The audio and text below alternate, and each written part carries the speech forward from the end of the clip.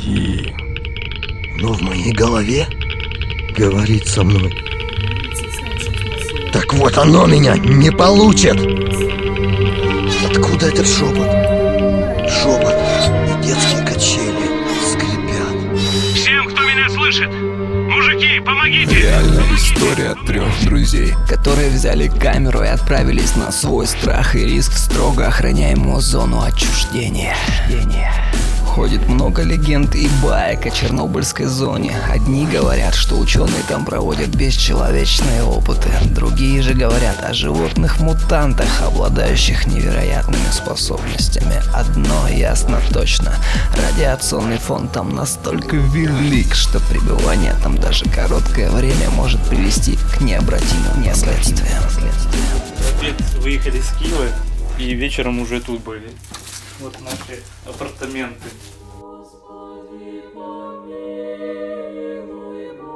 Один из многих заброшенных поселков X, где и был первый привал и ночлег. По обильному количеству икон, свечей и крестов можно предположить, что тут до последнего жили либо очень набожные люди, либо церковники, но, к сожалению, радиация не пожалела никого. На утро, прогулявшись по границам зоны отчуждения, было принято решение отправляться в ночь, чтобы не быть замеченными лишними глазами, охраной и патрулями. Оружия с собой не было, но кто знает, что в головах и какие распоряжения у военных в отношениях незнакомцев. Как говорится, береженого Бог бережет. Главной опасностью это были дикие животные, которые, скорее всего, еще больше одичали от безбожных доз радиации за все эти десятилетия.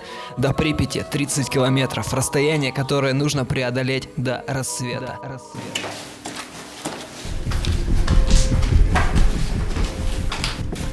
Утро, и мы видим разворованную и разбитую квартиру, где и был ночлег после долгого перехода. В сумерках были слышны какие-то странные шорохи. Такое ощущение, что кто-то крадется. Давайте же выйдем в город в дневное время и проверим правдивость легенд. Заодно и пополним запасы воды на ближайшей водонапорной станции.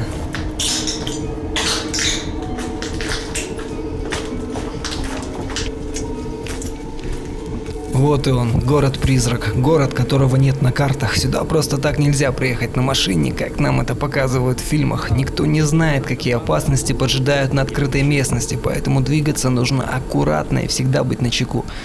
Путь занял 8 часов, а темнота была на расстоянии вытянутой руки. Был слышен вой волков, но, к счастью, встреч с хищником не последовало. Таскать с собой лишние баллоны воды при таких переходах не в кайф. Вот уж по-настоящему понимаешь первонеобходимость вещей, находясь вдали от цивилизации. Вот и он, центральный водообогатитель города Припять, который стоит в одиночестве десятки лет.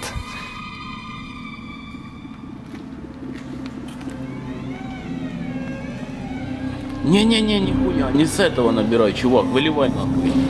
Ты ж набрал, блядь, мути. Выливай нахуй. На глубину, давай я наберу. Затарившись водой, происходит этап фильтрации. Вода становится из болотно-желтой прозрачной. Такая небольшая инструкция по выживанию в зоне. Теперь-то и можно подкрепиться пищей, приготовленной на мини-газовой печке. С крыши удалось рассмотреть близлежащие улицы, движений и ничего подозрительного нет. Далее небольшой обзор квартир в одном из подъездов города. Проходите. Шкаф. Это стенка. Как мы видим, все давным-давно разграблено.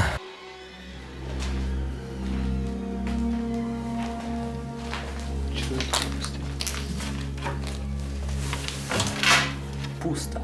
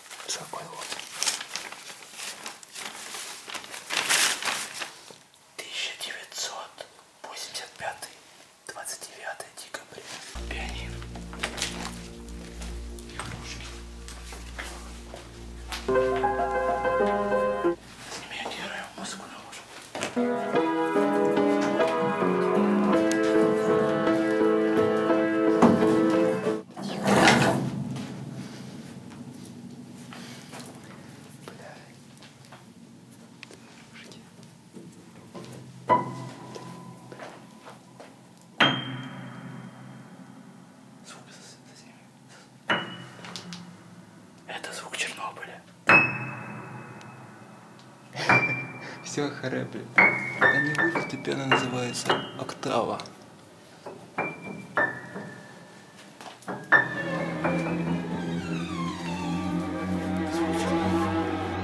Что мы вышли с дома, говорим шепотом, услышали, как с нашего дома какие-то там шорохи, какие-то звуки, голоса. Как мы только начали подходить обратно, голоса затихли. Вещи то наши там остались. Короче, что-то подумаем. Пока так. Далеко. Это где-то там, слева. Не знаю. Мы стоим и выкуриваем кого? Мы не знаем, кого выкуриваем. Уже начался дождь. Или нас выкуривает, но мы не Да, понимаем. хуй его знает. Хули нам делать? Неизвестно, кто мог быть в том доме, мародеры, сталкеры, либо местная охрана, либо что-то непонятное. Вечером Серега ходил на разведку, но никого там не обнаружил. Место ночлега было выбрано в другом доме, квартира более-менее фанила радиацией, нужно было пережить еще одну ночь. Давай мы готовим. Перемешали себе на ужин.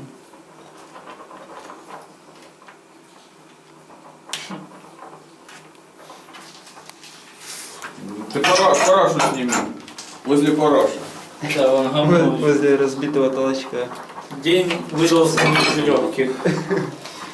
Ночью шел кислотный дождь, а с утра наступил 4-й день похода. Ну, смотрите, вся стена мокрая. С крыши было видно новый строящийся саркофаг, который почему-то так и не построили с 2009-го. Учитывая политическую и военную обстановку в регионе, думаю, будет возведен совсем не скоро. После отправка в центр города. Типовые дома, как и большинство советских домов России, Украины, Белоруссии и Казахстана. Думаю, такие есть в каждом спальном районе. Район Ща Новосибирского академгородка в основном состоит точно из таких же. Родники, Снегири. Юго-западный район Ставрополя. Видимо, во время советов все везде было одинаково и все были равны. Как раз по пути нам встретился стадион «Авангард» по улице Гидропроектовская, 2, рядом со средней школой номер 5. Стадион так и не был открыт, его медленно пожирала природа, асфальт пробивали деревья, зелень впивалась в бетон. Вот и визитная карточка города, чертово колесо, которое так и не было запущено. Оно ждало своего часа к первомайским праздникам 1986 года. Центр, центральный парк, но если вы когда-нибудь окажетесь в этом месте, не задерживайтесь долго на открытой местности. Это такой совет от сталкеров. На центральной площади располагаются два интересных объекта – ДК «Энергетик» и отель «Полесси».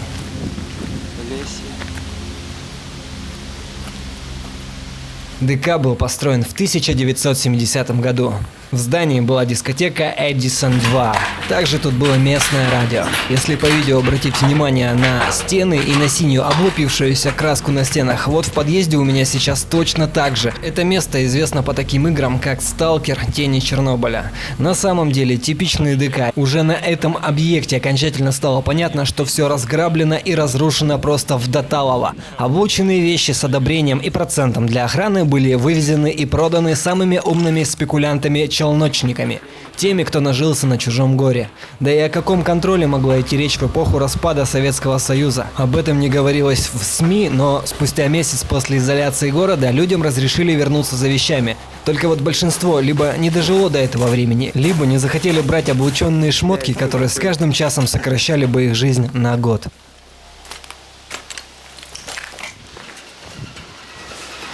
Батина все трясется. Щелку расними. Вот такие виды с крыши.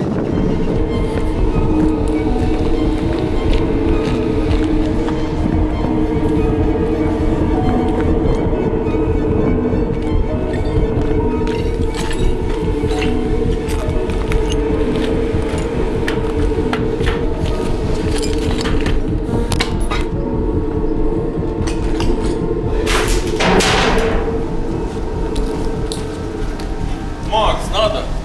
Сейчас почти на самом верху отеля Полесси. Такие виды.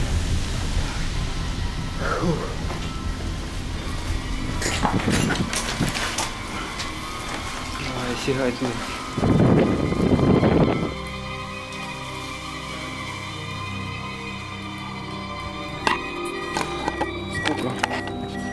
Ого. А вот и знаменитый дом быта, который стал героем фильмов и компьютерных игр о Чернобыле.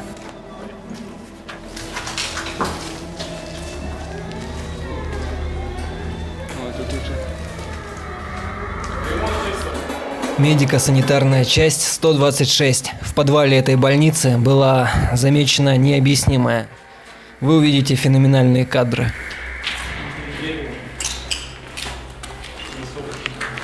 Слышь, а есть задержка?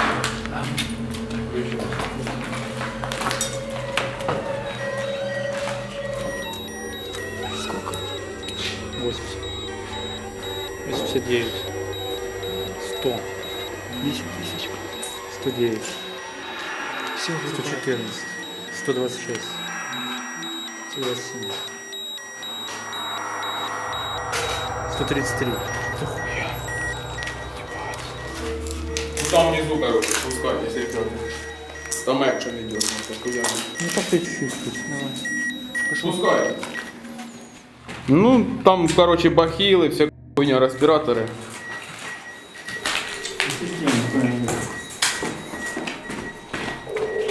Короче, на тряпки не наступайте. Что там? 33. Мало. Ну, 0,33. Тебе мало все нахуй. Ну сейчас будет нахуй достаточно. Он так уже? Людей со слабым сердцем, расшатанной нервной системой и детей просьба выключить видео прямо сейчас, потому что далее я предупредил. В общем, знаем, что Сейчас вы увидите нечто шокирующее. Рекомендую сделать погромче звук и пристально вглядеться в экран. Звукового монтажа и спецэффектов сейчас здесь не будет.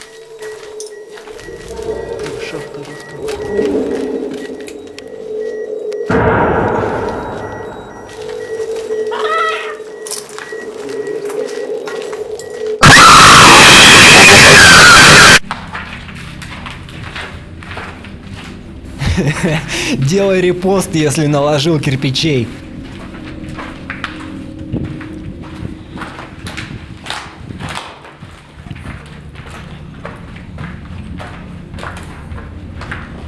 А ну-ка, стой, отойди. Кадр. Видать, здесь съемка, блядь. Затон – пристань, которая находилась совсем недалеко от больничного комплекса. Речной вокзал, знаменитые банкоматы с лимонадом, ставь лойс, если пробовал такой.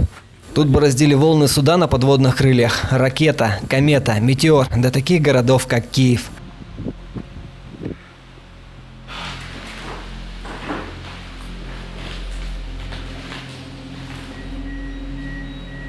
Кровопролитные бои. Задержание. Позорно. 165. При Совсем рядом песчаная плата, на котором хотели застроить новые микрорайоны города. Фон в некоторых местах зашкаливает за 1000 микрорентген в час. Говорят, что тут закопано множество техники, участвовавшей в ликвидации на ЧАЭС. Издали казалось, что это затонувший корабль, выглядит как какое-то странное судно. На самом деле это городской причал, который был пришвартован ранее в другом месте.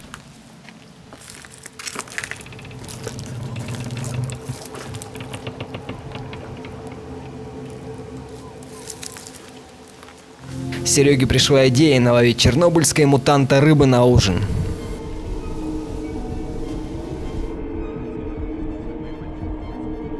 Вот и долгожданная встреча с диким зверем. Это был кабан, которых в городе очень много.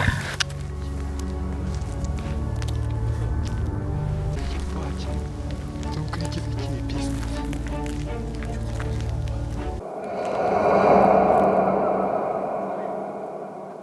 Возвращаясь назад, была громкая музыка и голоса. Серега, сходив на разведку, встретил сталкеров, которые очень странно себя вели.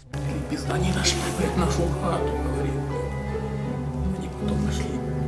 Я не знаю, не хотели. А может и не хотели пиздануть, что они так орали там, вот случайно. Не, они сказали, что они нашли рюкзаки, да? Мне кажется, да, они квартиру. Они видели, Казаки видели, как мы съебались. еще съебались и хату нашу потом нашли. Или тогда мента нашли на Союзах. Ну, короче, они, ну, на контакт, там на свои дела, типа мы уходим отсюда. Ну, короче, они вообще на контакт вообще не хотят идти. А? И ты там еще кричишь, блядь, типа, выходь ты, блядь, выходь ты, блядь. Он говорит, а что ты слушаешь? Чё, блядь?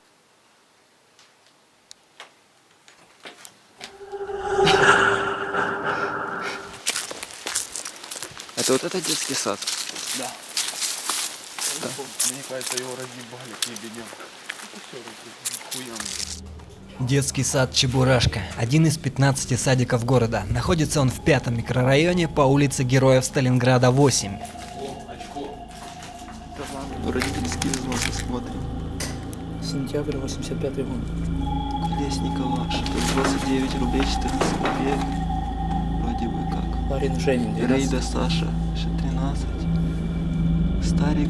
Поход нелегальный, и если угодить в лапы охраны, все личные вещи будут конфискованы, плюс выпишут статью. Если агрессивно себя вести, возможно и слить могут. Тут ведь никто искать не будет. Вчерашние встречные путники забаррикадировались от Сереги, что ему пришлось аж выбивать им двери и кричать «Выходьте!». Их странное поведение можно списать на испуг. Может быть, опять какие-нибудь разработчики Сталкера 2 собирали материал для нового шутера. Но почему же они не желали идти на контакт? Вы когда-нибудь заметите, и в своей жизни страх объединяет, но не в этом случае. Сказки про Чернобыль остались сказками, а вот радиоактивная пыль и излучение вполне реальны.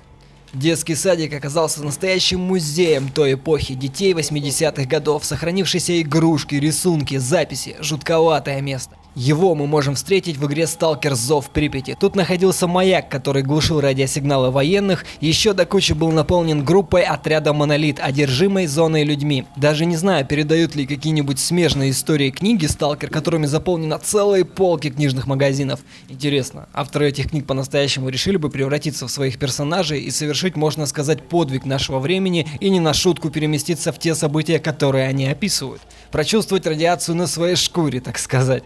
Знаю, что разработчики игры решились на такое, они полностью и точно передали фотоструктуру города и звуки. А вот авторы книг все обвиняют в плагиате на братьев Стругацких, но тут ничего сказать не могу. Вот и знаменитая 16-этажка по улице Лазарева 1/14. Вы наверняка видели ее в сериале «Зона отчуждения» по ТНТ. Так вот, это все чёс. Герои и съемочная группа даже и не были в Чернобыле. Сериал снимался в заброшенном пионерском лагере в области Москвы. Все остальное компьютерная графика. Идея сериала телеканалу подкинул продюсер и учредитель нашумевшей компьютерной игры Сидорович. У него было свое кино с участием Гоши Куценко. Право старое. Телеканал проигнорировал предложение и выпустил свой сериал с упором на молодежь. А вот фильм от JCC Game World, компания, которую Григорович прикрыл, мы не увидим. Как скорее всего и не увидим легендарное продолжение игры. Коллектив разработчиков был распущен, а авторское право зарезервировано. Вот как порой принципы и деньги могут уничтожать легенды.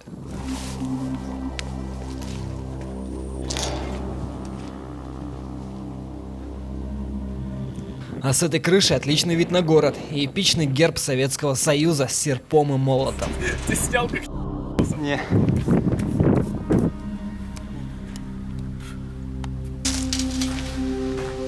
Сзади какие-то звуки. Может, это ветер.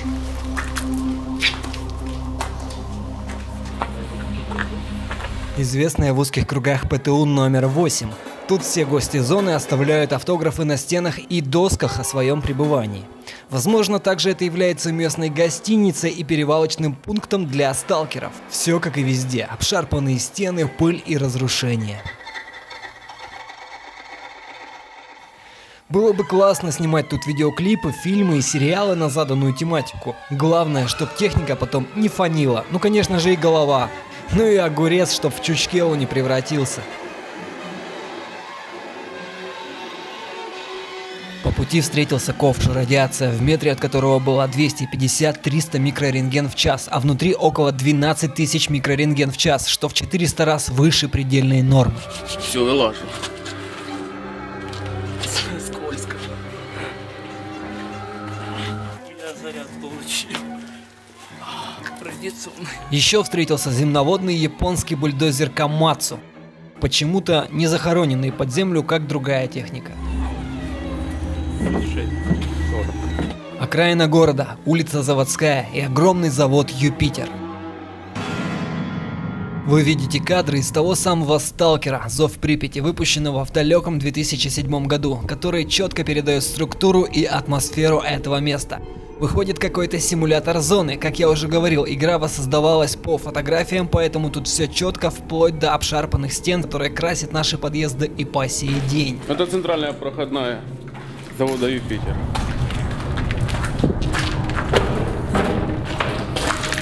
Или на ламповой, к примеру. Просто шасси. На лампочке. С потолка всегда свисают провода какие-то. Остатки чего-то. Нужно быть предельно внимательным. Ой, столовая. Номер 14. Тут, наверное, 14 столов было. Завод был запущен в 1980 году и был филиалом киевского завода «Маяк», который выпускал всякую мелкую фигню.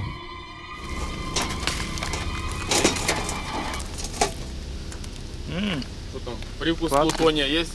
Попробуй. А не охота. Пиздец. Ну что? Хотя бы Спелый, вкусный. Реально спелый? Вот фонит припятский виноград. Заснял цифру? Вкусно? Блять, придурок. Помню, на советских фотоаппаратах были объективы «Юпитер». Интересно, они имеют какое-то отношение к этому заводу? Да, и кстати, в советское время модно было использовать такие названия, как «Юпитер», «Комета», «Маяк», «Торпеда». Под выпуском лентопротяжных механизмов завод прикрывал военные разработки стратегического характера. В одном из корпусов просто-напросто отвалилась крыша.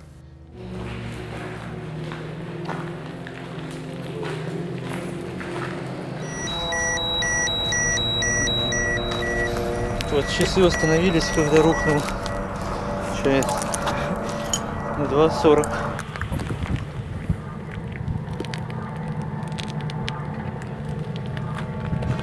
Радиорелейная антенна в человеческий рост на крыше корпуса номер 5.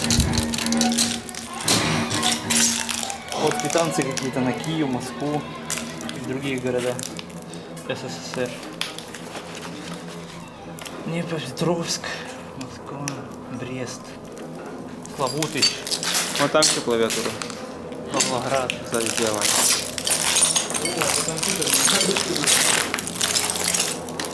Почти клавиатурная, компьютерная. Школа номер 2 во втором микрорайоне города. Пол просто наполнен кучей книжек, которые все, думаю, могут вспомнить из детства. Вот уж по-настоящему место, где время остановилось.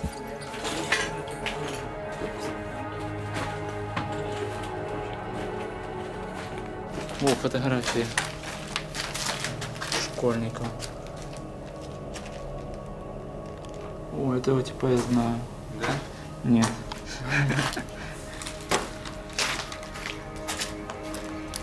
Плохо видно.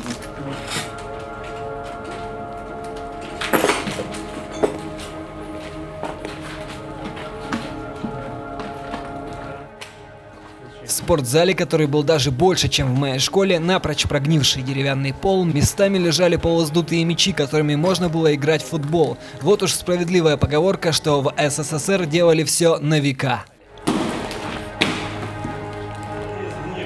А ну ищи.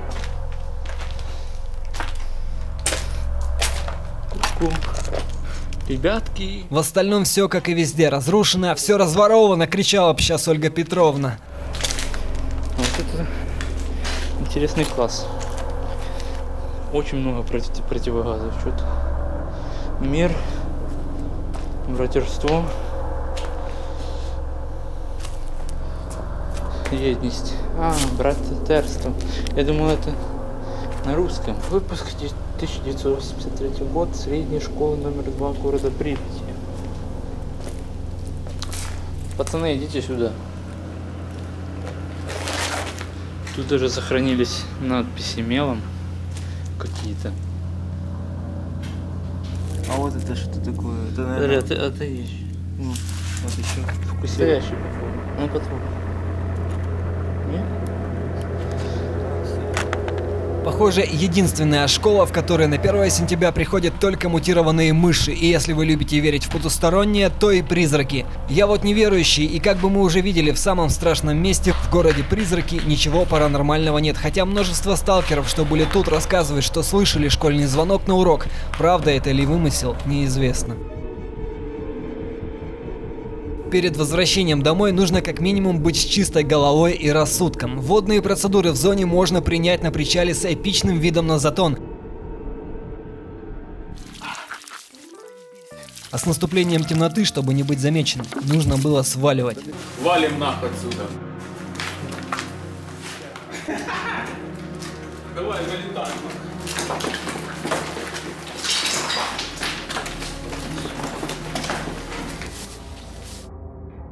Да, тут намного больше. Да. Продолжаем идти от Припяти к селу. Очень густой лес. Дорогу практически не видно. Фонарик специально включили, чтобы что-то заснять. Так не палимся, идем без фонаря. Вот такие вот колдобины попадаются. Пацаны, слышите звук? Это похоже волк. Ого. Здесь водятся волки.